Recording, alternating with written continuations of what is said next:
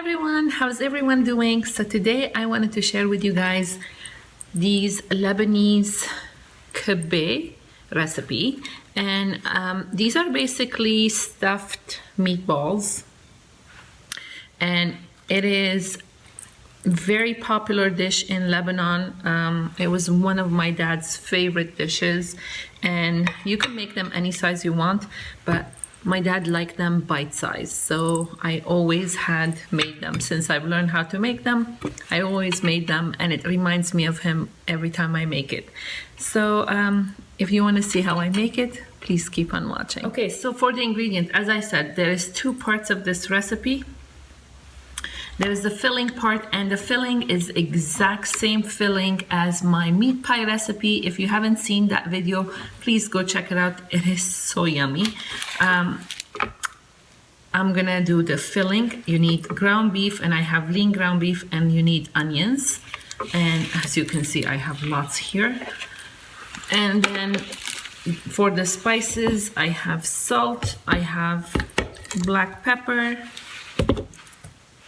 paprika, cayenne, that's a preference, allspice, and cinnamon. And after Christmas, I will do a video just to show you the spices that I use most of my cooking, so that will be coming up. For the shell, you're gonna need flank steak. If you are in a city where you have Middle Eastern stores, you have butchers, you can get the ready grind up kibbe meat, but mine is an hour away, so I like to get my own, and this way I know what kind of meat I'm putting. Flank steak is very lean, so I'd be using flank steak, and I have about 3 pieces, but I'm making for 28 people. You are going to need Bulgur wheat, and this is number 1. It's the finest one. They do have 2 and 3, but you'll be needing number 1. You're gonna need ice water to make your kibbe dough, and you're gonna need some pepper paste. I'm not gonna show you how I grind my meat today. I will do a separate video on the tray version of this recipe, and I will go into how I grind my meat and everything, but I'm just gonna cube this, and it helps when you pop it in your freezer for half an hour. It grinds up easier, and you're gonna need a little bit of water here and there, and I'm gonna cube it. I'm gonna put it in my food processor and grind it up, and I'll be back to show you.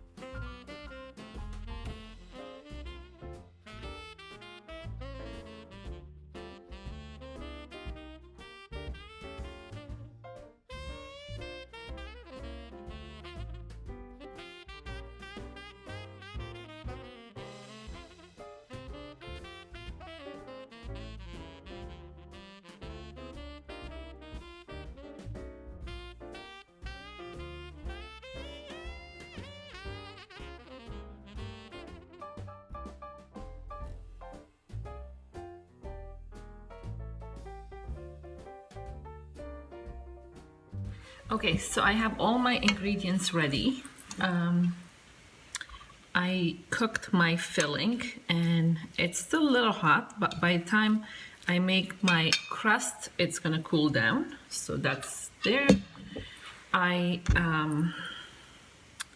washed my bulgur wheat and drained it a little bit so it's kind of like still damp, and that will help it to expand a little.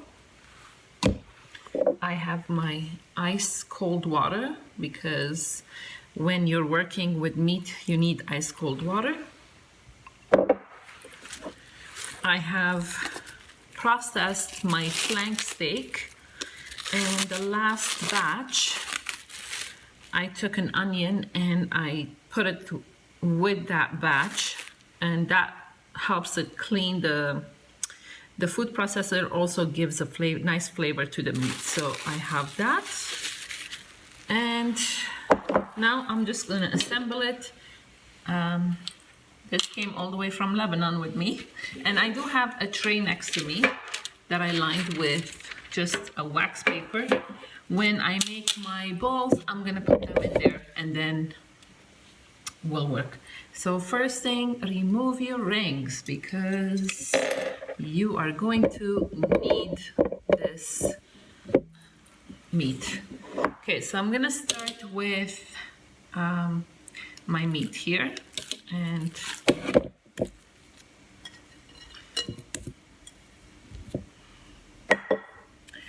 I didn't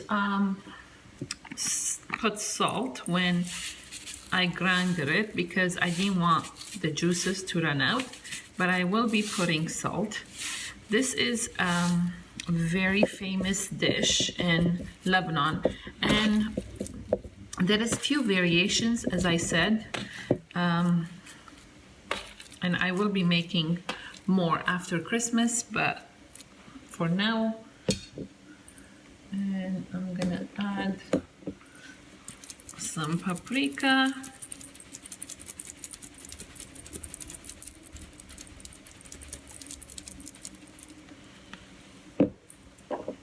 and because I added red pepper paste, that's kind of a little spicy enough, so I'm not gonna do anything. I'm gonna take my bulgur wheat and I'm gonna put in a little at a time, and I'm gonna need my water next to me, and I'm just gonna knead it. And yeah, this is not a clean job, and I forgot this ring. This is not a clean job, but trust me, it's all worth it at the end. So you're gonna knead it like you're kneading a dough, and as I go I will add more bulgur wheat.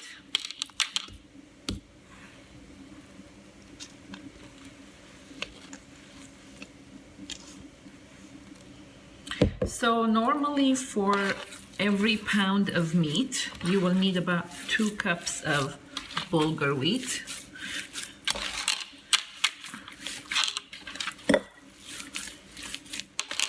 So you're just gonna knead it until you obtain a nice pliable dough that it's not too sticky. Now, we do have another dish that it's very popular as an appetizer in Lebanon, and it's made the same way that I'm doing now, only not too much bulgur because it is eaten raw, and that's why you have to get the best cut of meat.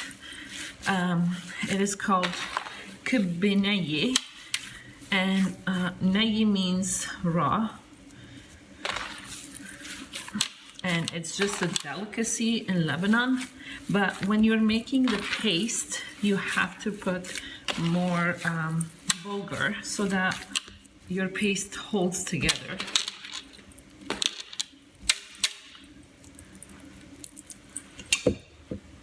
And you can do this in advance and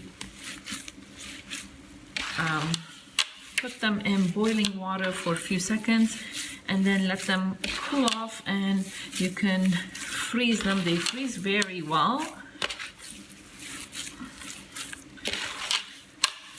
So I'm gonna continue doing this because this is gonna take 10 to 15 minutes.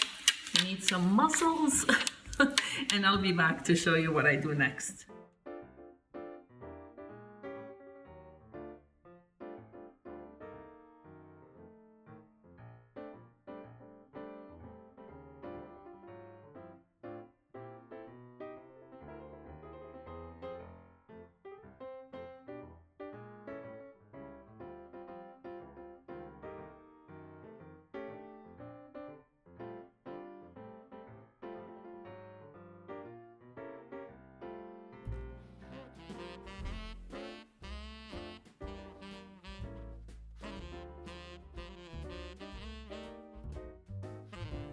Okay, so it took a little bit of elbow grease and my paste is done, and you want to have this kind of consistency. So I'm gonna push this aside, and yes, I will be here all day doing this because this is time consuming. Okay, so what I do is I take a little bit of water in my hand and I make small balls like that, like you're gonna do for meatballs. Just eyeball it, you don't have to be precise.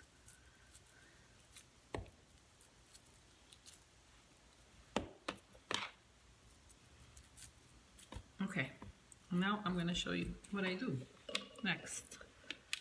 So water in your hand, put your finger in like that, and you're not moving this finger, you're just going around trying to make a little well, and this will take a little practice. You're gonna fill it with your filling,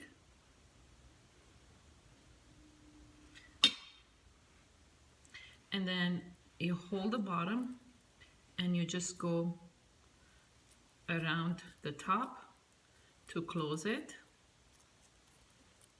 and between your two fingers you just go like that until you obtain like a football kind of shape, just like that. Okay, again, wet your hand, not too much, put your finger in and just turn, making sure you go all the way to the bottom. Take a spoonful of your filling, put it in, push it, and with these two hands, with this hand, just close it, and just between the palm of your two hands, shape it into a football like that. I'm not this slow, I'm showing it to you, that's why. If you have any cracks, just take your finger, dip it in water and smooth it out, just like that. And just put them on your tray or cookie sheet, because I'm doing this ahead of time, so I'm gonna be dumping them in boiling water, and then I can freeze them so that I can fry them later on. But if you're gonna eat it the same day, you don't have to boil it. I'm sure you're not gonna eat this much the same day. Okay, so I'm gonna go ahead and do these, and then I'll be back to show you what I do next.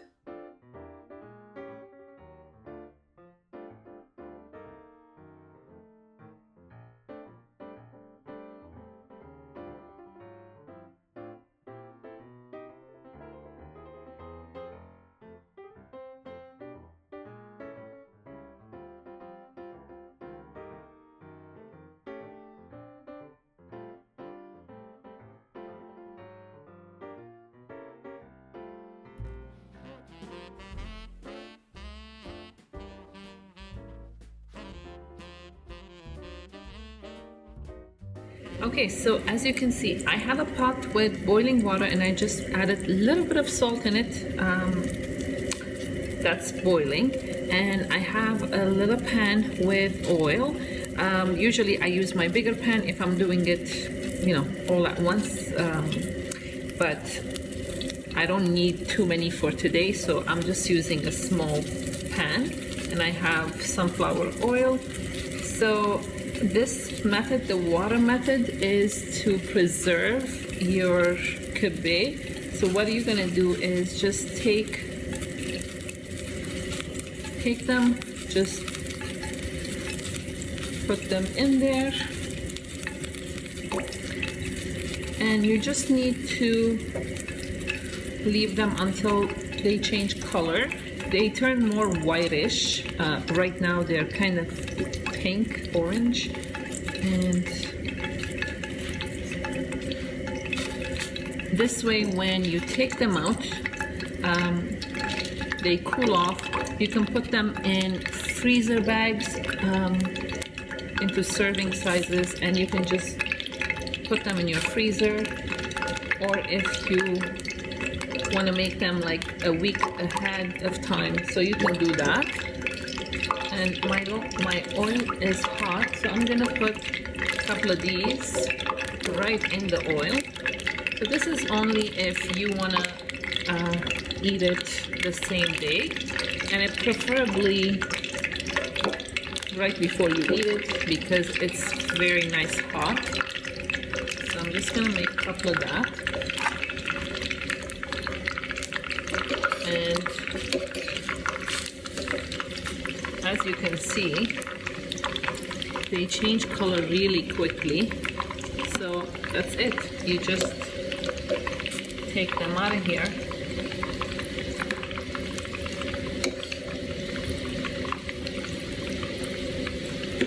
So they've only been here for a few minutes.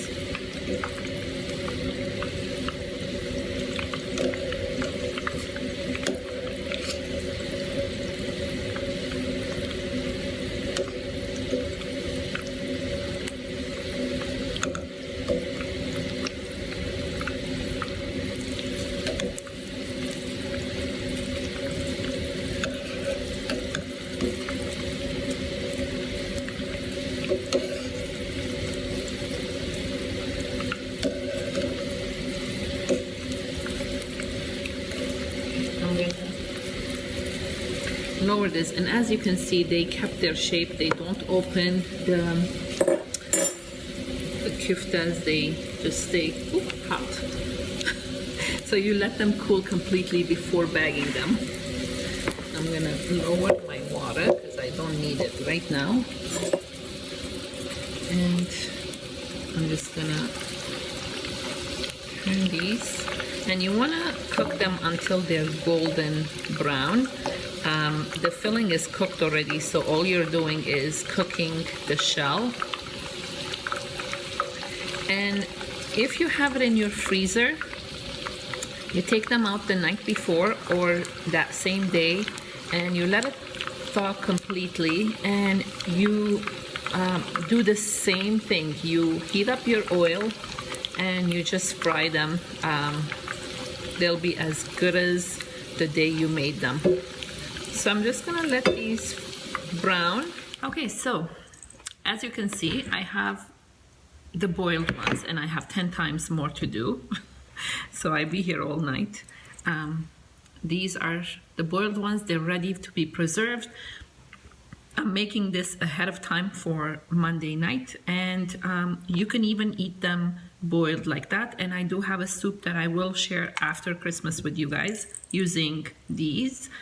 And here is the fried ones. I fried a few of them just to show you guys.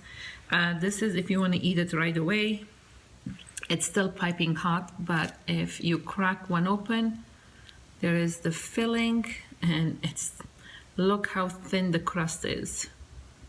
And it's so yummy. I wish you can smell this. So that was it for the kibbeh recipe. If you guys like this video, please give me a thumbs up and don't forget to subscribe. Until next time, have an awesome day, you guys.